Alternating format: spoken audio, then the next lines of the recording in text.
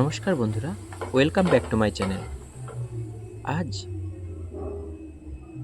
ব্রেকফাস্টে ছিল মেথির পরোটা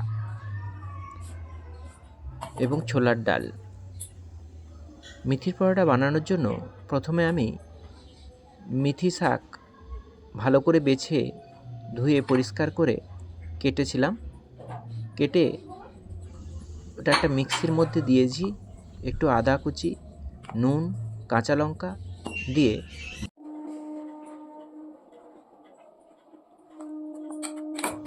ভালো করে পেস্ট করার পর আমি একটা বাটিতে ওটাকে বের করে নিয়েছিলাম। এরপর আমি একটা পাত্রে 2 কাপ মতো আটা নিয়েছি, তাতে সামান্য নুন দিয়েছি, এবং কিছুটা কালো জিরে দিয়েছি, সামান্য তেল দিয়েছি, সাদা তেল।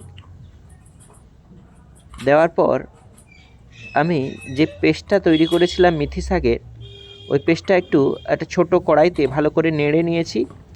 দেওয়ার পর ওই মিশ্রণটা আটার মধ্যে দিয়ে ভালো করে মাখিয়ে নিচ্ছি। ভালোভাবে সমস্তটা মাখানো হয়ে গেলে অল্প অল্প করে জল দেব। আমি একটু চিনি দিয়েছি তার আগেই। এরপর আমি অল্প অল্প জল দিয়ে ওটাকে মাখিয়ে ডো তৈরি করে নেব। ডো তৈরি করার পরে আমি একটু সাদা তেল দিয়ে আবার একটু ভালো করে মাখিয়ে একটা চাপা দিয়ে রেখে দেব। প্রায় আধ ঘন্টা মতো চাপা দিয়ে রেখেছিলাম।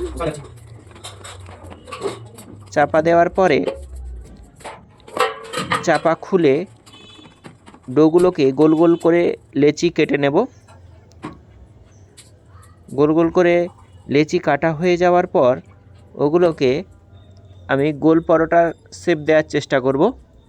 যদি আমার শেপটা সেভাবে আসেনি, আপনারা গোল গোল করে করবেন, অথবা যেভাবেই করতে পারেন, যেরকম শেপ দিতে পারেন সেভাবে দেবেন। দেওয়ার পর আমি একটা ফ্রাইং প্যান বসিয়েছি। দেওয়ার পর ফ্রাইং প্যানে একটা একটা করে পরোটা আমি ভেজে নেব। প্রথমে শুকনো কড়াইতে ভেজে নেব, তারপরে অল্প পরিমাণে সাদা তেল দিয়ে ওটাকে ভেজে নেব। ভাজা হয়ে গেলে আমার মেথি শাকের পরোটা রেডি হয়ে গেল। গরম গরম পরিবেশন করবেন আলুর তরকারি, ছোলার ডাল বা যে কোনো কিছুর সঙ্গে। আজকে এই পর্যন্ত, দেখা হচ্ছে পরের ভিডিওতে। অবশ্যই লাইক এবং সাবস্ক্রাইব করবেন, শেয়ার করতে ভুলবেন না।